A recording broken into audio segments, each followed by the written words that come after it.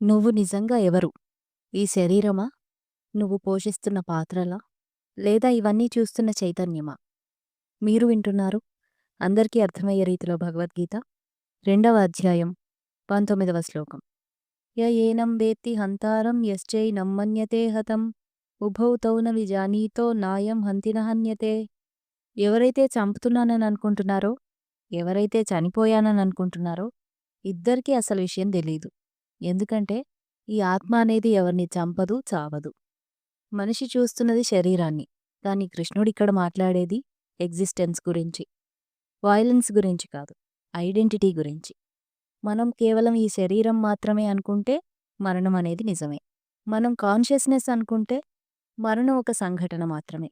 20వ శ్లోకం. న జాయతే మ్రియతే వా కదాచిన్ నాయం భూత్వా భవితా వా నయ భూయః అజో నిత్యః శాశ్వతోయం పురాణో న హన్యతే హన్యమానే శరీరే.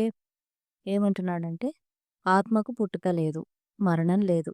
అదొకప్పుడు ఉండి తర్వాత పోయేది కాదు.